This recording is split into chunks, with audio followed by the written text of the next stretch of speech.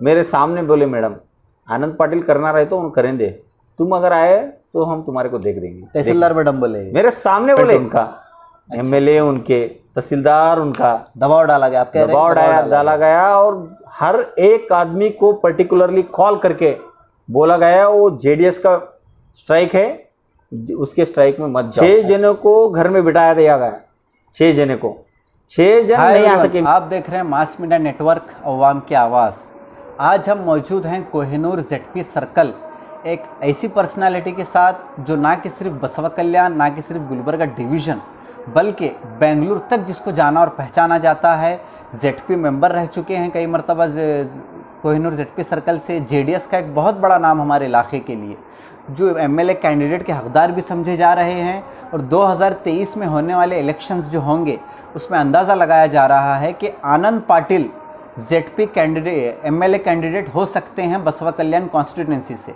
आज हम इस वक्त मौजूद हैं आनंद पाटिल सर के यहाँ जेडपी सर्कल में, इस टॉपिक पे बात करने के लिए कि जो किसानों को लेकर एक हलचल मची हुई है। आनंद पाटिल सर जो लगातार बसवा कल्याण के किसानों को लेकर, या फिर कहिए पूरे हमारे इलाके के किसानों को लेकर एक आवाज़ बनकर उभरे हैं, और जो किसानों के साथ हो रही नाइंसाफ़ी को लेकर आवाज़ उठा रहे हैं। लगातार आप सोशल मीडिया पर, दूसरे मीडिया चैनल्स पर आप देख रहे हैं कि आनंद पाटिल सर किसानों की आवाज़ बनकर आगे आ रहे हैं, उनका काम करने की कोशिश कर रहे हैं और गवर्नमेंट को चैलेंज कर रहे हैं कि किसानों के साथ धोखा हो रहा है, किसानों के साथ धोखेबाजी हो रही है। तो इसी सिलसिले में कि आखिर ये मैटर है क्या, ये किस तरह से धोखा दिया जा रहा है या क्या मसला है, इसे जानने के लिए आज हम मौजूद हैं कोहिनूर जेडपी सर्कल में और हमारे साथ हैं आनंद पाटिल सर। सबसे पहले थैंक यू सर, आपने अपना कीमती वक्त हमें दिया।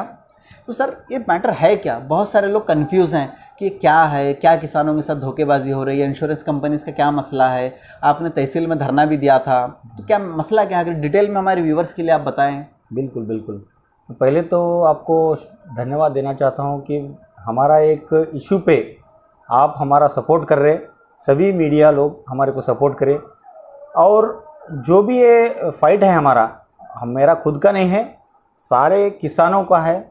इसीलिए इसके बारे में मैं सभी व्यूवर्स को रिक्वेस्ट करना चाहता हूं कि पूरा वीडियो आप अंत तक देखिए।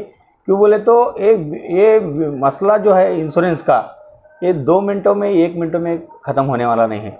ये पूरा मसला मैं अच्छी तरह से, मेरे को जितना मालूम है वो पूरा आपको आपके मीडिया के थ्रू से हमारे व्यूवर्स को मैं बताना चाहता हूँ।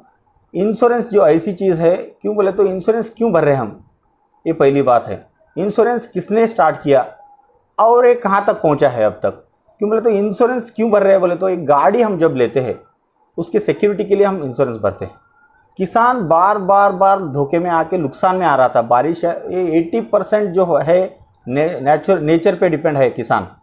अब इसके वजह से जो धोखा या फसल नहीं उगा सका किसान, इसलिए गवर्नमेंट ने, जब कांग्रेस गवर्नमेंट था, सेंट्रल गवर्नमेंट, तब से स्टार्ट हो गया इंश्योरेंस जब से स्टार्ट हो गया अराउंड 2013-14 से स्टार्ट हो गया इंश्योरेंस भरने लगे लोग। मग तब इंश्योरेंस भरने की तादाद बहुत कम थी, लोग बहुत कम भरते थे जी।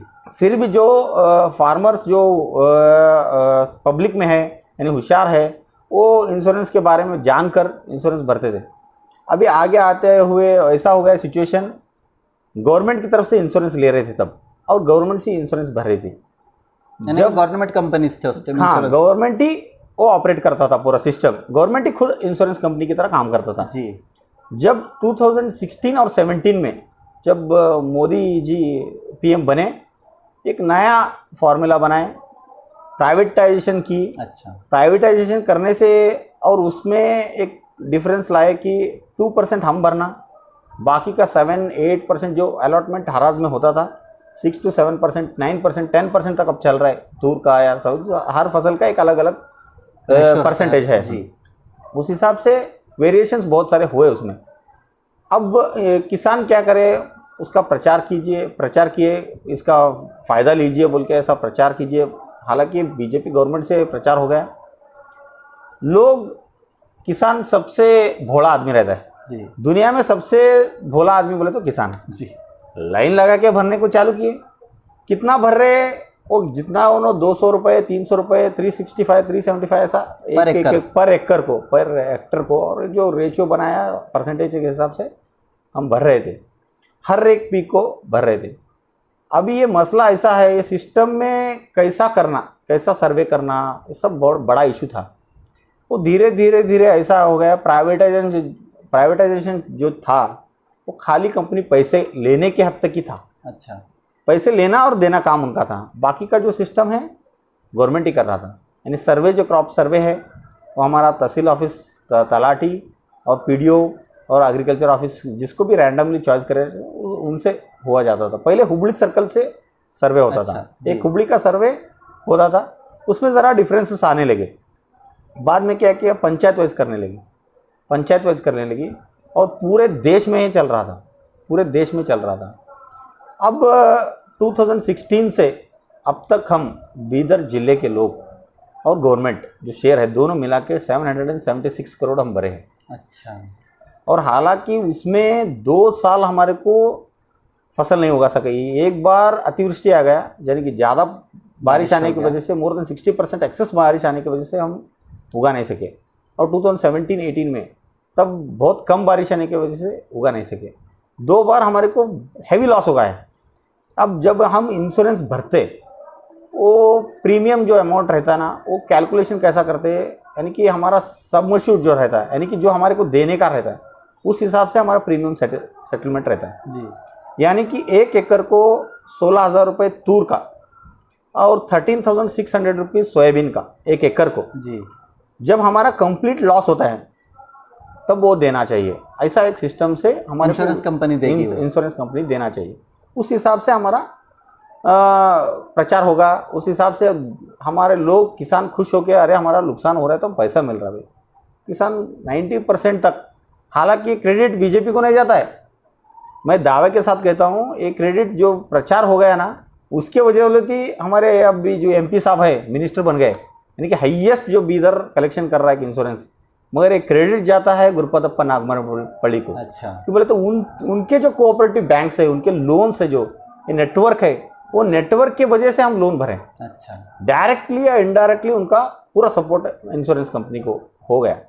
यानी कि ये कैसा हो गया बोले तो, अब हम जो भर रहे 16,000 हमारे को तूर का और 13,600 रुपीज़ सोयाबीन का मिलना चाहिए जी। हालांकि 17-18 में बारिश नहीं आने की वजह से हमारा 20% भी यील्ड नहीं आया। अच्छा, तब हमारे को, हम क्या दावा कर रहे हैं उनको, 20% अगर यील्ड हमारा आया, 80% का हमारे को पैसा दे। तो इंश्योरेंस कंपनी का क्या कहना है इस पर? उनका जो सर्वे है, सिस्टम है, ये इतना घटिया है और इतना धोखेबाज सिस्टम है। क्यों बोले तो, अब हम जो सर्वे करते, रैंडमाइजेशन से सर्वे करके 4 सर्वे नंबर उनको दे देते।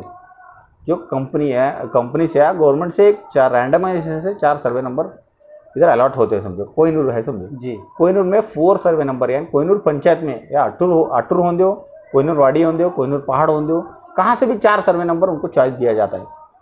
वो 4 सर्वे नंबर समझ लीजिए कि 22 सर्वे नंबर है। 22 में जाके सिलेक्शन करके ये स्पॉट पे ये करके सर्वे करने का है। उधर जाने के बाद अगर वो चाहे या ना चाहे, उन्होंने चेंज करके 23 कर सकते हैं। अच्छा, 23 कर से 22 में जितने सर्वे नंबर है उसमें जाके उन्होंने चाहे तो कर सकते हैं, नहीं तो नहीं। ऐसा सिस्टम है, 23 कर सकते हैं, 24 कर सकते हैं, डिपेंड करता है उनके डिपेंड उनके ऊपर है। और ये तहसील जो सिस्टम है, ये 4-5 लोग हैं वो सर्वे करते।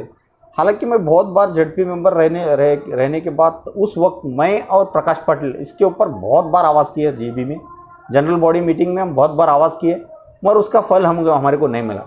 एक बार हो गया गलती, कुछ तो हो गया होगा, 17-18 में हो गया होगा, कुछ तो माफ़ करेंगे, फिर बाद में इसको सिस्टम को एडजस्ट करके चलेंगे बोल के हम सोचे थे जी। मगर सिस्टम इम्प्रूवमेंट नहीं हुआ। हालांकि धोखा होते गया, किसानों को धोखा होते गया। किसानों को जो बेनिफिट मिलना था, जो इंश्योरेंस भर रहे उसका फ़ायदा मिलना था, वो नहीं मिल सका। अभी भी हमारा यही है इशू। अब हमारे बसो कल्याण तालुका में 8 पंचायत को पैसा नहीं मिला। अच्छा, और उधर मैं दावे के साथ कह सकता हूँ, पूरे बसो कल्याण में हम सोयाबीन 30% भी नहीं उगा सके, 30% ग्रोथ भी नहीं किए हम। हालांकि 10 कुंटल पर एकड़ निकालते हम, 7 to 8, 9, 10 तक निकालते। पिछली बार हम 2 या 2.5 कुंटल के ऊपर नहीं गए। अच्छा, सोयाबीन तो दूर, सोयाबीन को तो पैसा दे रहे नहीं हम। तूर तो हम आधा कुंटल भी नहीं करे 1 एकड़ को।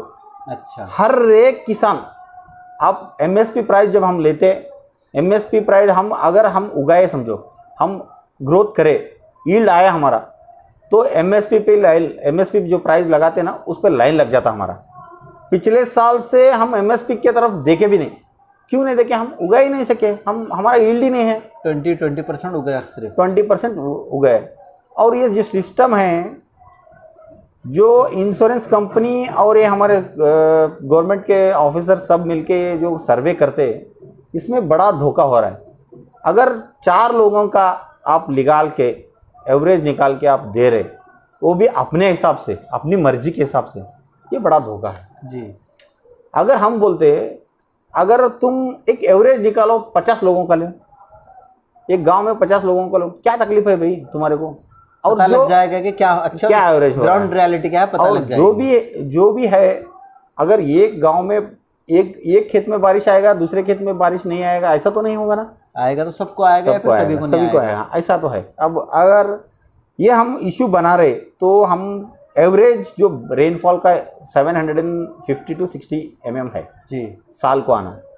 पिछले साल हम 1200 mm तक बारिश आ गए। उस बारिश में कोई भी फसल नहीं रह सकता, उसके रूट्स जो है ना सड़ जाते हैं, यील्ड नहीं आता। ये हालांकि गवर्नमेंट को भी मालूम है, और उसके लिए उन्होंने क्या किए, जो क्रॉप सर्वे करके, यानी कि जो हमारा बेड़े हानि, जो नाश होता है ना हमारा क्रॉप में का यील्ड, उसके लिए परिहार धन भी दिया गवर्नमेंट की तरफ से। यानी कि जो तुम्हारा लॉस होया है बोल के, यहाँ एक तरफ से गवर्नमेंट बोल के हर एक आदमी को जो बीज का और गोबर का जो पैसा है वो देते उन्होंने। अच्छा, वो भी नहीं मिला? नहीं, वो मिला। अच्छा, यानी कि हमारा जो दावा है, या एक तरफ बोल रहे हैं अब किसान लॉस में है, सब पीक पानी में बह गया और पैसा दे रहे, और दूसरी तरफ इंश्योरेंस कंपनी बोल रहा है, इंश्योरेंस कंपनी बोल रहा है तुम्हारा यील्ड मोर देन 60% ज़्यादा है।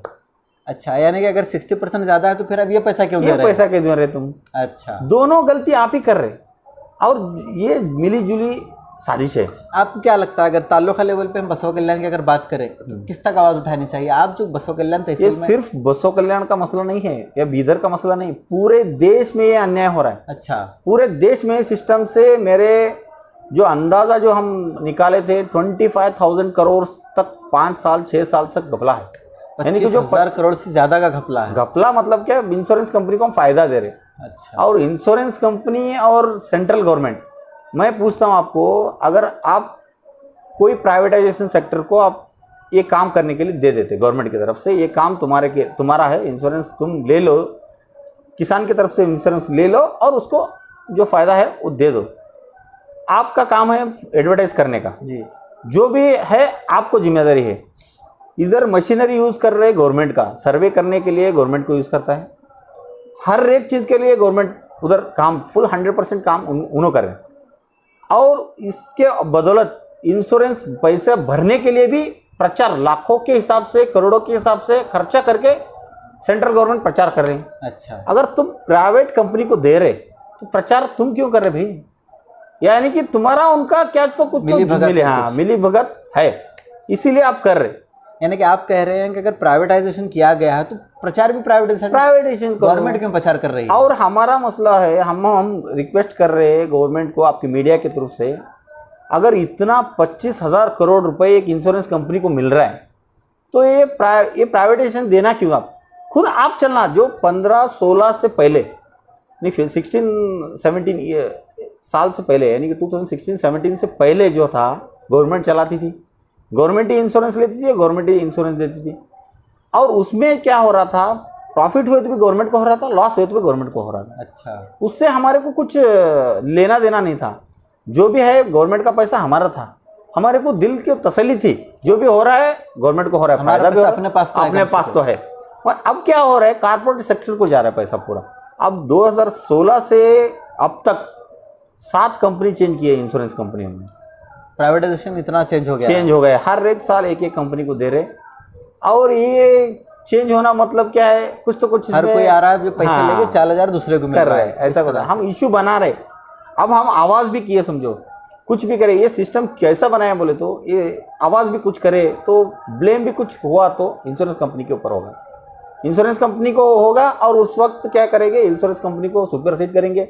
बहुत ज़्यादा होले तो प्राइवेटाइजेशन है ना, निकाल के छोड़ेंगे, फिर दूसरा कंपनी होगा और वही मसला चालू होगा। यानी कि आपकी मांग है कि आप कह रहे हैं कि प्राइवेटाइजेशन पूरी तरह से खत्म किया जाए, गवर्नमेंट हैंडल कीजिए। और इसमें जो हो रहा है वो डाटा है ना, वो डाटा पूरा देश भर ऑफिसर्स देख रहे। क्या सो रहे क्या तुम? मैं पूछ रहा हूँ, जो डाटा हम ले सक रहे जी, तुम्हारे सामने है, आंखों के सामने दिख रहा है। बीदर जिले में इतना लॉस हो रहा है, 440 करोड़ को हो रहा है, दूसरे जिले में इतना हो रहा है, तीसरे जिले में इस तरह होता है, पूरे देश में हो रहा है। आर्टिकल्चर क्रॉप का तो इतना बड़ा घोटाला है। आर्टिकल्चर क्रॉप तो इंश्योरेंस ले रहे, पैसा तो अभी तक दिए नहीं, गवर्नमेंट की तरफ से हुआ है, यानी कि क्रॉप लॉस होने की वजह से गवर्नमेंट दिए, मगर इंश्योरेंस कंपनी अभी तक पैसा नहीं दी। तो जो आप प्रोटेस्ट कर रहे हैं इस वक्त जो अगर बात करें आपकी, जैसे कि एक वेल नोन पर्सनालिटी है, मशहूर पर्सनालिटी है, और किसका सपोर्ट मिल रहा है या फिर आप अकेले लड़ रहे हैं इस चीज़ के लिए? नहीं, अभी तो फिलहाल मैं 6 मंथ से ये डाटा निकाला है, थोड़ा बहुत डाटा मिला है मेरे को जी। अभी इसमें इतना बड़ा घोटाला है, जो रिपोर्ट हम जो यानी गवर्नमेंट वाले दिए, एग्रीकल्चर ऑफिसर, तलाटी, सब जन मिलके, तहसील, रेवेन्यू डिपार्टमेंट वाले सभी जन मिलके दिए, सो रिपोर्ट में भी घपला है। अच्छा। जो रिपोर्ट इन्हों दिए, यानी कि वो 5 बाय 5 मीटर में सर्वे करते, पूरा खेत तो नहीं कट सकते ना, 5 बाय 5 मीटर में कट करते। और हमारा जो पूछना है उनसे, जब आप एक कोई खेत को जाके सर्वे कर रहे तो उधर एक बॉडी रहता है, ग्राम पंचायत बॉडी रहती है, जो भी जनप्रतिनिधि है उनको लेके जाओ, रिप्रेजेंटेटिव है उनको लेके करो। जो हकीकत है वो कर रहे ना, तुम उनको भी लेके कॉन्फिडेंस में लेके करो। कह रहे हैं जो रेवेन्यू डिपार्टमेंट से जो डेटा आ रहा है वो भी ठीक से नहीं मिल रहा, और डेटा में और इंश्योरेंस कंपनी का अपडेट करने का डेटा बहुत फ़र्क है। अच्छा। अभी हम कैलकुलेशन करें तो अराउंड हमारा एवरेज जो क्रॉप है 4 एकड़ पर कुंटल है। अच्छा। तूर का अगर हम दिखा देंगे, अगर 15 बाई 15 फीट में हम हिसाब करेंगे तो कैसा कैलकुलेशन रहेगा, आप मान सकते क्या करेक्ट कर सकते बोल के? जी। इतना मैथमेटिकली कन्फ्यूजन है इसमें। आप चाहे तो 2 किलो, आधा किलो थोड़ा बढ़ा के, तुम क्या काटा किसके सामने कर रहे हैं? सही है। वेट किसके सामने कर रहे हैं? कि क्या डाटा है तुम्हारे पास, किसको लेके कर रहे हैं? तुम्हारा मिली जुली एडजस्टमेंट है। तो आपको क्या लगता है कि इंश्योरेंस कंपनी जो इस तरह का काम कर रही है, कहीं ना कहीं गवर्नमेंट का पूरा सपोर्ट है उसको? गवर्नमेंट और उन्होंने सेटिंग है जी, सीधा एडजस्टमेंट है उनका। यानी कि आप खुले तौर पे ये कह रहे हैं कि गवर्नमेंट पूरी तरह से बैकिंग कर रही है, पूरा बैकिंग है। और अगर चाहे तो अगर कोई प्राइवेट कंपनी ऐसा धोखा दे रहा है बोले तो उनके ऊपर आवाज़ हमारे साथ उन भी लेना, उनका क्यों सपोर्ट कर रहे हैं हम पूछते हैं, उनका क्यों सपोर्ट कर रहे हैं? अगर गलत है, गलत के लिए आवाज़ उठाओ। मतलब वो खामोश है, इसका मतलब कहीं ना कहीं सपोर्ट में है। खामोशी रहना नहीं है, वो डाटा हमारे को नहीं दे रहे। जो तुम सर्वे कर रहे, हम पूछ रहे, जो अगर 22 सर्वे नंबर में तुम आप सर्वे करें जी, 22 नंबर में सर्वे किसके खेत में करे और कौन प्रेजेंस था उधर, कौन कौन सर्वे करे, कितना वेट आया और कितना रिपोर्ट डाले, ये हमारे को दो बोले तो नहीं दे रहे। उन्होंने बोल रहे एक लॉक्ड सिस्टम में वो बंद है। अच्छा। हम इसको रिपोर्ट आपको नहीं दे सकते। ये क्या माजरा है भाई? जो ओपन जो भी सिस्टम चल रहा है, ओपन खुली सिस्टम में चल रहा है, इसमें भ्रष्टाचार नहीं है बोलते आप, फिर ये क्या है? यानी कि आप वो कह रहे हैं कि लॉक सिस्टम में बंद हम नहीं दे सकते। हाँ। तो कानूनी तौर पे इस तरह से कोई मामला है कि वो नहीं दे सकते या फिर देना ही पड़ेगा? वो तो कानूनी तौर पे देना पड़ेगा। अब वो दूसरा रास्ता हम निकालेंगे। आरटीआई पे भी हमारे कुछ फ्रेंड्स पूछे, हम भी पूछे, मगर अभी तक हमको इन्फॉर्मेशन नहीं मिला। आरटीआई अभी तक नहीं मिला। और ये इतना ये स्ट्राइक करने से पहले हम लेटर दिए थे, 3 दिन पहले, स्ट्राइक से पहले 3 दिन मीटिंग बुलाए थे हमारे को। 3 घंटे हमारा और उनका चर्चा हो गया। उसमें हमारी तकदीर इतनी, हम कितने परेशान हैं कि हमारे को जितना नॉलेज है उनको नॉलेज नहीं है। अच्छा। यानी कि जो ऑफिसर पैसा ले रहे हैं, गवर्नमेंट का पगार ले रहे हैं, हम बता रहे हैं उनको ये इतना हो गया, कोई ऐसा बता रहे इतना किसानों को फायदा हो गया, इतना पैसा हम दे चुके हैं। हम पूछ रहे हैं कितना पैसा हम भरे, वो बोलो ना, वो नहीं बता रहे। क्यों बोले? तो जिम्मेदार ऑफिसर से उनके पास कोई डेटा ही नहीं है, डाटा नहीं है, और एक के ऊपर एक डाल के हमारे को दुनिया को गुमराह कर रही। और इसी एक ही चीज़ में नहीं, हर एक चीज़ में बेवकूफ़ बनाना। और एक किसानों को पहली बात, किसान एक सबसे भोला आदमी है। किसानों को तो बेवकूफ़ बनाना सबसे ईजी काम है उनके लिए।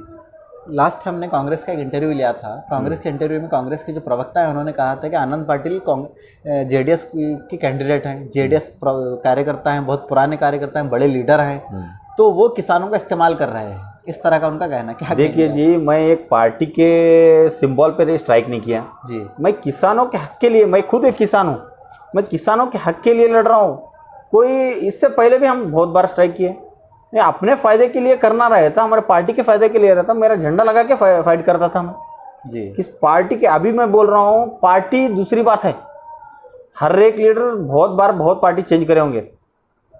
मैं क्या वो इशू बना, मैं क्या पूछना चाहता हूँ, पहले हम इंसान हैं, बाद में हम किसान हैं, बाद में हम पॉलिटिशियन हैं, दूसरा पार्टी से जुड़े हुए, वो अलग बात है, आइडियोलॉजी है फिर बाद में, दूसरा ही बात है उससे, और इसमें कुछ भी फायदा नहीं। मेरा एक दुर्भाग्य होगा वो जो कह रहे ना, मैं एक लीडर होने की वजह से जेडीएस से जुड़ा हुआ बोल के वो बोले होंगे, अरे तुम भी आओ ना, हम आवाज़ उठाओ उनके सामने। मैं खाली बीजेपी की तरफ से आवाज़ नहीं उठा रहा, बीजेपी को अगेंस्ट भी आवाज़ नहीं उठा रहा, किसानों के अगेंस्ट जो हो रहा है, अन्याय हो रहा है, उसके आवाज़ उठा रहे हैं हम। और वो बीजेपी है बोल के नहीं, हमारा जेडीएस पार्टी भी करता था तो हम आवाज़ उठाते थे। कांग्रेस प्रवक्ता का कहना है कि 2023 में इलेक्शन होने वाला है, आनंद पाटिल अपने एमएलए की सीट कंफर्म करना चाहते हैं। देखो तो जी, इस तरह के इश्यूज उठाकर वो फेम में आने की कोशिश कर रहे हैं, इस तरह का इल्ज़ाम लग रहा है आपको। अगर मेरा इशू करेक्ट रहा, मेरा इशू जो सही रहा, तो उसका रिजल्ट अपने आप मिलने वाला है। अगर मैं झूठी तौर से कुछ गुमराह करने के लिए किसानों को गोला करके कुछ अलग चीज़ से मैं इस्तेमाल करना चाहता हूँ, हमारे लोग बहुत होशियार है, सिर्फ किसानों को वोट तो नहीं है ना जी बिल्कुल, गरीब है, मजदूर है, सभी लोग हैं। हम सिर्फ किसानों का इशू नहीं लेके जा रहे, ये रेशन कार्ड के हिसाब से रेशन कार्ड के लिए भी हम स्ट्राइक करें, और जो लाइट का इशू है, जो 3 फेस लाइट खेतों में नहीं दे रहे और जो सिंगल फेस दे रहे, उसका भी एक बड़ा मसला है। और जो सिटी में मीटर्स, पानी का मीटर्स दिए, उसमें भी क्या है, एक को 2,200 रुपये आता है, एक को 2,000 रुपये बिल आता है, उसके ऊपर भी हम आवाज़ उठा रहे हैं। ये किसानों को बोल के ऐसा नहीं है, यानी कि आप कह रहे हैं कि मैं पार्टी की तरफ से नहीं, मैं किसान की तरफ से लड़ रहा हूं। नहीं, जो अन्याय लोगों के ऊपर हो रहा है उसके ऊपर आवाज़ उठा रहे हैं हम, और किसी पार्टी से और कुछ इससे फ़ायदा मिलने के लिए वो आज से नहीं हम कर रहे हैं। बहुत बार भी हम कर चुके हैं कि वो अपने आने वाला रहा तो अपने आप भगवान देगा। तो इस किसान आंदोलन जो आप चला रहे हैं इस वक्त बसवा कल्याण में ले लीजिए, पूरे एक आवाज़ बन के उभरे हैं आप, पूरे किसानों की एक आनंद पाटिल जो है एक आवाज़ बन के उभरा है, तो दूसरे पार्टी का सपोर्ट क्यों नहीं मिल रहा है? कांग्रेस है, एमआईएम है, खैर बीजेपी तो सत्ता में है। आपको मैं एक उदाहरण दे सकता हूँ जी। जो मैं बोला, मैं 3 दिन पहले मीटिंग बुलाए थे, मीटिंग में हम 8 जन थे अंदर, 8 जन तहसीलदार मैडम के साथ, तो हमारे बीके न्यूज़ वाले कवर भी किए थे उसको जी। उसमें क्या हुआ, वो जो 8 लोग थे, हम उठ के आ रहे थे, बाद में हमारे को सेटिस्फाई नहीं हुआ, तुम डाटा नहीं दे रहे हमारे को, हम हालांकि इनके साथ फाइट करने से कुछ होगा नहीं, हम सीधा कोर्ट को जाने वाले हैं, फाइट तो इनके साथ करेंगे ही करेंगे, उसके साथ ही पैरेलल से हम कोर्ट को ये मसला लेके जाने वाले हैं जी। हम क्या बोल रहे हैं, तुम डाटा दो ना, तुम गलत नहीं है तो डाटा दो पूरा, हम जो मांग रहे वो दो, तुम इतना हम स्ट्राइक करना, इतना हम पूछना, तुम सही रहे ना, तुम डाटा दो, कितना केजी, कितने सर्वे नंबर में, कौन से ग्राम पंचायत में तुम दिए है। और हालांकि मेरा जो प्योर एक्सपीरियंस है, जो शेतकरी में पूरे फार्मर्स को, किसानों को मिल के मैं पूछा हूँ, अगर भोसगे में इंश्योरेंस क्लेम नहीं हुआ, उजड़म में तो 1 पैसा भी नहीं हुआ, अच्छा, तोगलूर में नहीं हुआ, गढ़ीगोड़गांव में नहीं हुआ, मुचड़म में नहीं हुआ, इस्लामपुर में नहीं हुआ, मुड़बी में नहीं हुआ, चिकनागांव में नहीं हुआ। अरे ये पंचायत जो है हमारे बसवा कल्याण को छोड़ के है क्या? हमारे भोसके के बाजू में हम कोहिनूर है, उजड़म के बाजू में कोहिनूर है।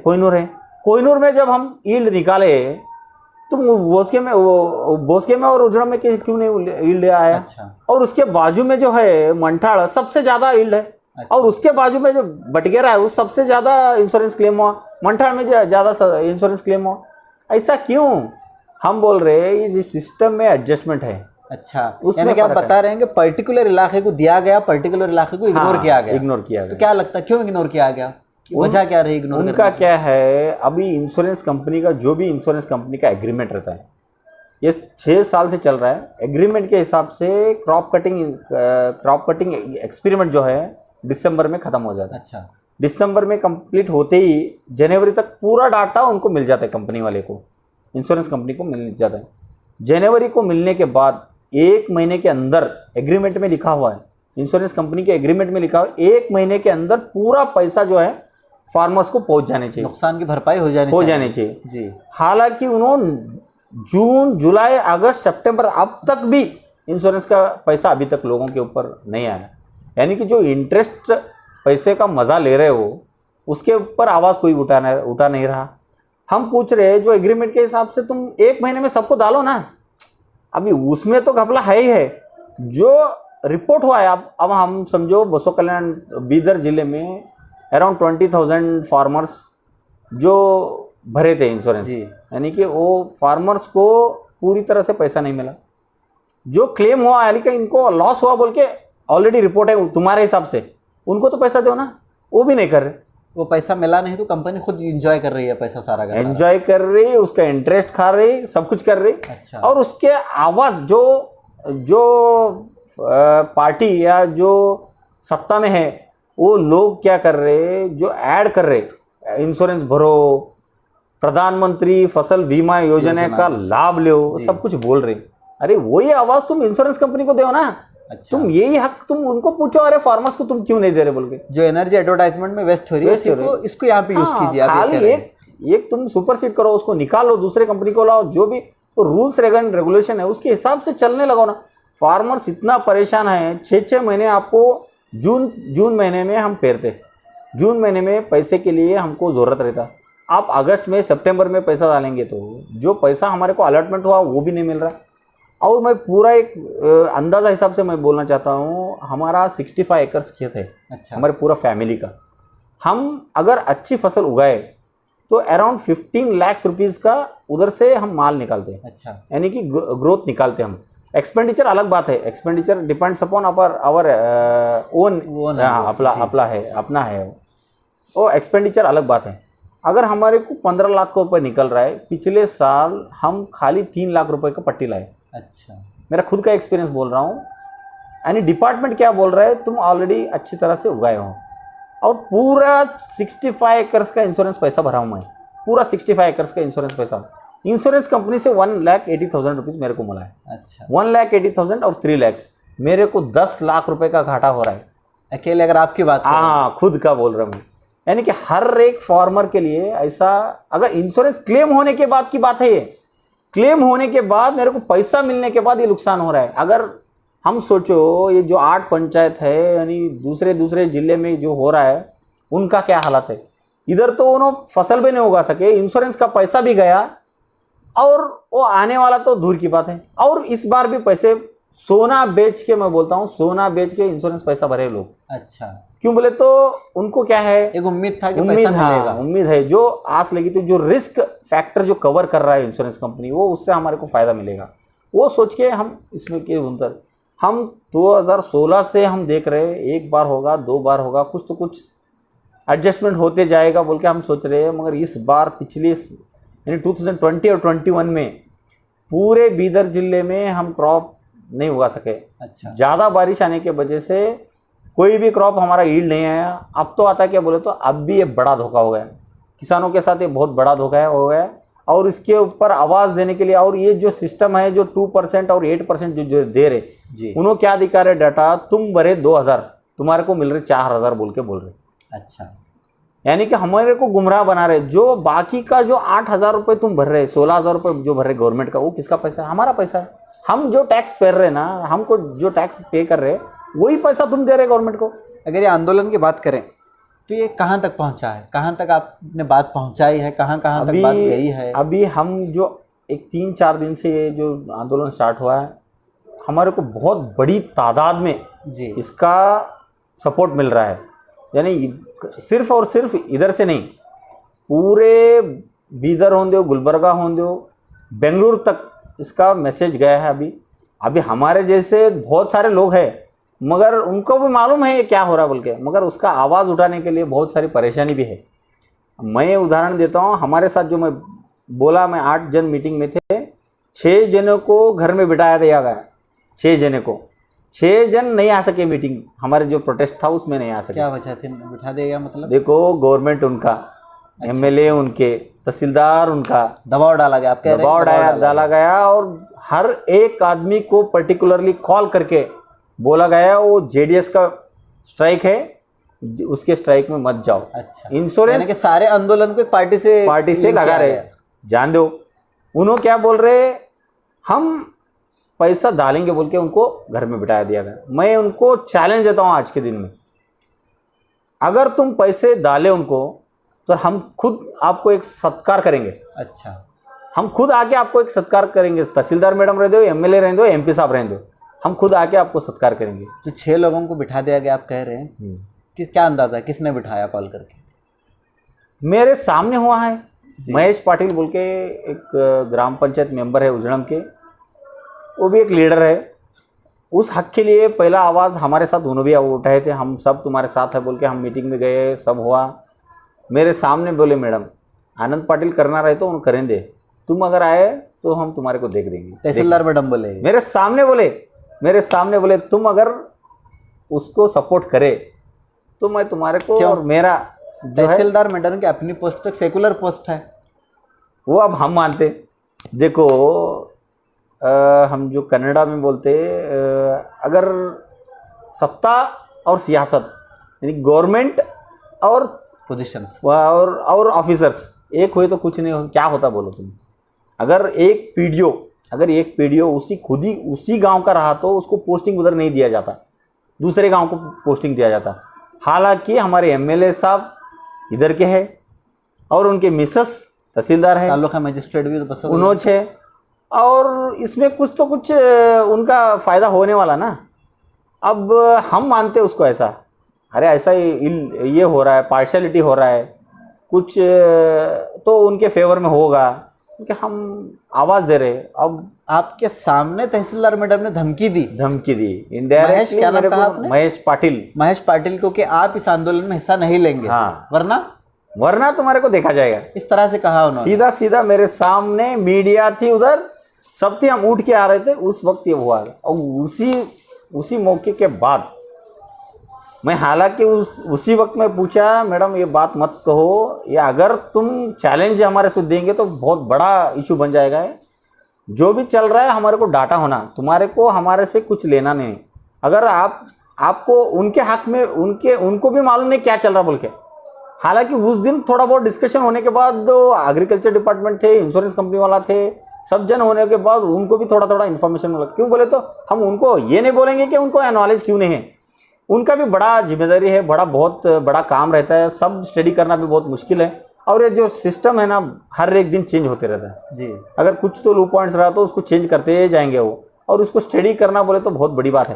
क्यों बोले तो मैं उनको ब्लेम भी नहीं करता कि उनको नॉलेज नहीं है बोल के, उनको नॉलेज है, मगर जहाँ तक नॉलेज होना चाहिए तो वो हमको नहीं दे सके। और जो डाटा हम पूछ रहे वो दीजिए, हम कोर्ट को जाने वाले हैं, इतना पूछ रहे। एक तो ये क्या किसानों को मदद नहीं की जा रही इंश्योरेंस कंपनीज के तहत, बिल्कुल, और मौजूदा सत्ताधारी लोग दबाने की कोशिश कर रहे हैं इस आंदोलन को पूरी तरह से। बिल्कुल 100% पॉलिटिशियंस तो दबा ही रहे हैं, जैसे कि एमएलए हो गए, एमपी हो गए, जो ऑफिसर्स हैं वो भी पूरा जोर लगा रहे हैं। मैं आपके मीडिया के थ्रू मैं रिक्वेस्ट करना चाहता हूँ सभी किसान भाइयों को, और किसी भी जो अन्याय हो रहा उनको मैं रिक्वेस्ट करना चाहता हूँ, अगर पार्टी का मसला रहे तो पार्टी से जुड़े हुए तो पार्टी से जुड़े रहो, वोट डालो। अगर तुम वोट डालने को भी हम नहीं कहेंगे, क्यों, तुम्हारा मर्जी है, तुम्हारा हक है, वोट डालो। मगर जब आपके ऊपर अन्याय होता, जो किसान के ऊपर अन्याय हो रहा, जो किसी को मजदूर के ऊपर अन्याय हो रहा, जो एक आदमी को रेशन कार्ड नहीं मिल रहा उसके ऊपर अन्याय हो रहा, तुम उसके ऊपर लड़ो ना। तुम्हारे एमएलए से थ्रू काम कराओ भाई, हम कहाँ बोले तुम फाइट करो बोल के, तुम काम करो, हम क्यों रास्ते पे उतरेंगे। जो सत्ताधारी है उनके ऊपर पूरा जिम्मेदारी रहता है, कभी भी वो उनका काम है करने का। अगर वो नहीं काम कर सके तो हम रास्ते पे उतरने वाले।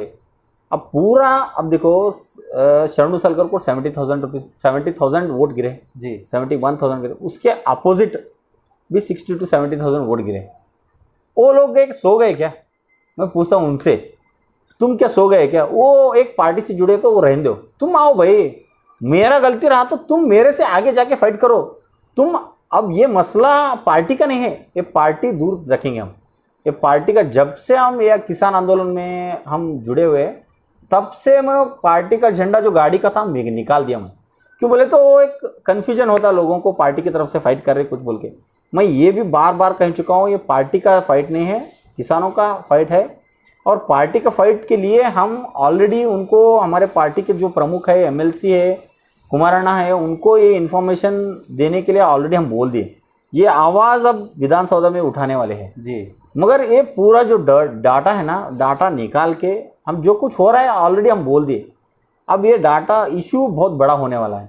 अगर इस इंटरव्यू के लास्ट सेगमेंट में आऊँ मैं और आपसे पूछूं, अब क्या लगता है आपको, ये जो आंदोलन है, ये जो स्ट्राइक है, फल मिलेगा इसका, या फिर इसी तरह से जैसे बहुत सारे आंदोलन होते हैं, एक पीक पे जाते हैं फिर ख़त्म हो जाते हैं, उस तरह से होगा? आंदोलन तो देखो हमारे दिल्ली में भी कर रहे हैं, दिल्ली में कर रहे हैं, 8 महीने से कर रहे हैं जी। मगर उसका रिजल्ट जो है ना, वो समझना चाहिए। सरकार है जो समझना चाहिए क्यों बैठे हुए, किसान चुप क्यों बैठता है। दिन में 500 रुपये का जो मजदूर करता है, 200-300 रुपये का जो मेहनत करता है, वो छोड़ के इधर क्यों बैठा है। उसका नुकसान हो रहा है भाई, इधर नुकसान हो रहा है, इसलिए आवाज़ उठा रहा है। तुम समझो बात को और समझ के जो भी क्लैरिफिकेशन करने का है करो। पैसा कमाने का और उसके जरिया बनाने का बहुत सारे रास्ते हैं, मगर आप किसानों को ये करके आगे रख के तुम पैसा मत कमाओ। और वोट का भी मैं भी लॉबी नहीं करता, आप भी लॉबी मत करो, कोई भी रहने दो। किसान होके मैं लड़ रहा हूँ, किसान होके आप भी आ जाइए, कौन सा भी पार्टी के रहने दो। बीजेपी, आप, हम परसों के दिन स्ट्राइक करे थे, बीजेपी भी के लोग भी थे, कांग्रेस के भी लोग थे। हालांकि हमारे को इतना दबाव था, 3 से 4 बार हमारे को पुलिस स्टेशन को बुलाए गए। हम हमारे को ऑलरेडी एडवांस में लेटर लिए, तुम 25 लोगों के ऊपर नहीं आना बोल के। हम 4 लेटर दिए थे, 6 लेटर दिए थे, हम 6 लेटर दिए थे। कानून के हिसाब से ही हम 125 लोग आए। अच्छा, जो 6 लेटर्स का हम प्रोटेस्ट कर रहे थे, 6 लेटर अलग अलग इशू था, अलग अलग इशू पे हम अलग अलग स्ट्राइक किए। अच्छा, मगर उनका जो दबाव है, मैं जो पूछना चाहता हूँ, लॉकडाउन था पर सैटरडे के दिन लॉकडाउन था हमारा, उसी के दिन स्ट्राइक था जी। हमारा, तहसील में स्ट्राइक था। उससे पहले के दिन हमारे मुंबई साहब जो सीएम साहब ने ऐलान कर दिए कि लॉकडाउन है, वीकेंड लॉकडाउन हो गया जी। तो हमारे को इमीडिएटली पुलिस स्टेशन में बुलाया गया, जो भी कहना है कहेगा, ऐसा तो है, ऐसा मत नहीं करना सकते, वो बोल दिए। हम ठीक है भाई, कानून के हिसाब से हम भी चलेंगे बोल के पोस्टपोन किए। उसी दिन हम जब वापस आते कोहिनूर को, तो हमारे एमएलए साहब वीकेंड लॉकडाउन के दिन 200 से 250 लोगों को लेके सार्वजनिक जगह पे मीटिंग कर रहे और एक मार्कआउट कर रहे, एक 2.5 करोड़ का प्लान का। अरे तुम्हारे को एक रूल, हमारे को एक रूल, को एक किसान क्या गरीब लग रहा है क्या तुम्हारे को? रोड पे खेत में काम करने वाला है बोले तो उनके पास भी दिमाग है, उन्हें भी फाइट करेगा आगे जी। तुम खुद को एक रूल बना रहे और हमारे को एक रूल बना रहे, ऐसा कैसा चलता कि और कितने दिन तक चलेगा? यानी कि पार्शियलिटी की जा रही है सीधी तौर पे। हाँ, सीधी तौर के से पार्शियलिटी है। और मैं पूरे लोगों को आपके मीडिया के थ्रू से अब मैं ये भी कहना चाहता हूँ कि जो बड़े चैनल्स है, बड़े चैनल्स जो टीवी चैनल्स है, टीआरपी लेते, पैसा लेते, वो लोगों को भी मैं रिक्वेस्ट करना चाहता हूँ, इसके ऊपर आवाज़ उठाओ। ये किसानों के ऊपर आवाज़ उठाने से आपको कुछ नुकसान नहीं होगा। एक छोटा सा घटना हुआ तो उसको बार बार मीडिया में दिखा रहे तुम। एक किसान का आंदोलन हो रहा है जो दिल्ली में बैठे, उनका दिखाओ। इंश्योरेंस के ऊपर इतना घोटाला हो रहा है, उसके ऊपर दिखाओ। तुम क्यों नहीं दिखा रहे भाई? ये पूरा सिस्टम जो चल रहा है, पूरा मीडिया से लेके पूरा सिस्टम गवर्नमेंट के अंडर में चल रहा है। कठपुतली बन के रह रहे हैं, कठपुतली बन के रह रहे हैं। कुछ चैनल्स है जो हकीकत दिखाते, सभी चैनल्स को मैं ये नहीं कहूँगा, मगर कुछ चैनल्स है पूरा दबदबा में इसमें आके उन्होंने काम कर रहे हैं। मैं बोल रहा हूँ, मैं उनको भी रिक्वेस्ट कर रहा हूँ, इनके ऊपर आवाज़ आपका साथ दीजिए। आप भी, अगर हम सही रहे तो आपके पास हमारे से भी ज़्यादा इन्फॉर्मेशन रहता है जी। आपको मालूम होने के बाद, ये यकीन होने के बाद इसकी में कुछ घोटाला हो रहा बोल के बाद में ही आप आवाज़ उठाओ। हालांकि 2-3 दिन से मेरे को बहुत पॉजिटिव रिस्पांस मिला है इसके बारे में। अब मैं ये इश्यू पूरे गली गली में, गांव में हर एक किसान को हम प्रचार करेंगे पहले ये क्या सिस्टम है। अगर तहसीलदार मैडम बसवा कल्याण के आपको कॉल करके धमकी देंगे तो क्या आप बैठ जाओ वरना हम आपको देख लेंगे? अरे वैसा तो नहीं कर सकते, अगर हम ईमानदार रहे तो कोई कॉल भी कुछ नहीं करेगा, कोई अगर सीएम भी मेरे को इतना बड़ा पैकेट भी देंगे, लड्डू भी खिलाएंगे तो हम खाने वाले नहीं। हम किसान के हक के लड़ाई, यानी कि देखो पीछे नहीं हटेंगे। मेरा खुद का 10 लाख रुपए का नुकसान हो गया। अगर तुम हिसाब डालो, जो किसान हर एक गांव में 5,000 से 6,000 7,000 एकड़ जो उसके ऊपर डिपेंडेंट है। मैं तो बड़ा फार्मर हूँ, अगर छोटे छोटे 5-5 एकड़ 10-10 एकड़ का क्या हाल है भाई, तुम सोचो। तो खाएगा क्या, खाएगा क्या करेगा वो? इतना बहुत मुश्किल है। 2 साल 3 साल से इतना परेशान है लोग। आप इस इश्यू पे तुम पैसा कमा रहे और दबाव डाल रहे, तो ये गलत बात है। और मैं इस दबाव में तो नहीं जाऊंगा। मेरे साथ बहुत सारे लोग जुड़ने वाले हैं और ये यकीन से कहूँगा आगे आने वाले दिनों में ये बहुत बड़ा इश्यू बन के बाहर निकलेगा। और हमारे पास अभी भी 60 to 70% डाटा है। अच्छा, अभी 2 या 3 पेज में हम काम कर रहे खाली, और एक वेबसाइट से हम इंफॉर्मेशन निकाले। तूर का जो है इंपोर्ट किया गया, 3 साल पहले इंपोर्ट किया गया। हालांकि हमारे गुलबर्गा और बीदर जिले में तूर इधर ही ग्रो होता है। एक्सेस था तभी उन्होंने बोला इंपोर्ट किया गया। उसमें भी सेटलमेंट जो इधर 5,000 को मिल रहा है, 5,500 को कुंटल मिल रहा है, 6,000 को कुंटल मिल रहा है। एमएसपी प्राइस पे 6,200 पे ले रहे, उधर 8,000 पे ले रहे तुम। और जो अभी सोयाबीन का इंपोर्ट 70% ऑफ द यील्ड, हमारा सोयाबीन इंपोर्ट होता है, हमारे को बाहर से आता है 70% ऑफ यील्ड जी। 70% ऑफ सोयाबीन जो इंपोर्ट होता है बाहर से आता है। पिछले साल भी क्या करे, जो किसान जो उगा के मार्केट को देने के बाद उसी वक्त पे लाए। अच्छा, यानी कि रेट को बढ़ाया नहीं, वो उसी वक्त पे लाया, रेट बढ़ गया नहीं। बाद में 1-2 महीने के बाद वो रेट बढ़ गया ऑटोमेटिक। अच्छा, 10,000 तक गया, 8,000 तक गया। यानी कि हम किसान लोग 3,000-4,000 में कुंटल में डाल दिए। अब इस साल में भी वही हो रहा है। इस साल में भी अभी जो ईल्ड आ रहा है ना, जो भी कोई ईल्ड बहुत इस साल भी बहुत बड़ा हमारे इसमें हो रहा है। बारिश नहीं है, अब 25 दिनों से बारिश नहीं है। हमारा ईल्ड इस बार भी बहुत कमज़ोर होने वाला है, ख़त्म होने के कगार पे है। पूरा परेशान है लोग। शेतकरी का करंट नहीं है, खेत में पानी छोड़ना बोले तो भी करंट का सप्लाई करेक्ट रेगुलर नहीं मिल रहा है। अगर हम इसी तरह से अभी 2-4 दिन में अगर हुआ तो 1 एकड़ में 1 कुंटल भी नहीं निकाल सकता सोयाबीन का यील्ड। इस तरह से देखा जाए तो बहुत बड़ा नुकसान हो जाएगा। पूरे बीदर जिले में बारिश नहीं है 25 दिनों में। बीदर रहने दो, गुलबर्गा रहने दो, ये रीजन में अगर बारिश का मसला हो गया, किसान अगर इस तरह से परेशान रहेंगे तो फिर देखने वाला कौन होगा उनको? अब यही तो हम पूछ रहे ना। एक बार वो एकम्बा में भी ऐसा हो गया था, हम फाइट किए थे, बाद में उनको उसका रिजल्ट मिल गया। हम यही चाहते हैं जो आवाज़ हम उठाएंगे तो अगली बार जो गलती हो रहा है वो तो नहीं होता है, और जो पिछली बार जो हुआ है उसको तो हम छोड़ेंगे नहीं। हम कोर्ट को जाने वाले हैं, पूरा पीछे नहीं हटेंगे। जहाँ जहाँ रास्ता होगा वहाँ से निकालेंगे, बिल्कुल निकालेंगे। और हमारे साथ बहुत सारे लोग भी जुड़ने वाले हैं। हमारे पार्टी का मसला नहीं है, पूरा आंदोलन किसी पार्टी का नहीं है, कुछ नहीं, किसानों का है। वो लोग जो अगर आप ऐसा इशू बना रहे तो मैं बाजू में रह के किसी और आदमी को भी आगे करके ये फाइट के लिए भी रेडी है हम। क्यों बोले तो किसानों का हक मिलना चाहिए इसमें, दूसरा कुछ हमारा इसमें ये नहीं है, कॉम्प्रोमाइज़ नहीं है। तो ये इंटरव्यू था आनंद पाटिल सर के साथ। सर बहुत बहुत शुक्रिया आपका, आपने कीमती वक्त अपना दिया। तो किसानों को लेकर जितनी परेशानी थी, जितने कन्फ्यूजन्स थे, वो सारे आज क्लियर हो चुके हैं। अगर और भी कुछ सवाल हैं आपके तो कमेंट सेक्शन आपके लिए खुला है, बिल्कुल उस कमेंट सेक्शन में आप सवाल पूछिए। अगर ज़रूरत पड़ी तो आनंद सर फिर से एक इंटरव्यू देंगे, फिर से आपको पूरी तरह से डिटेल देंगे। जिस तरह से घपला बता रहे हैं, 25,000 करोड़ से ज़्यादा का ये घोटाला बताया जा रहा है। देखना होगा गवर्नमेंट इसको किस तरह से लेती है, सत्ताधारी लोग इसको किस तरह से आगे लेकर चलते हैं। तो इसी तरह की खबरों के लिए बने रहिए हमारे साथ और देखते रहिए मास मीडिया नेटवर्क, अवाम की आवाज़।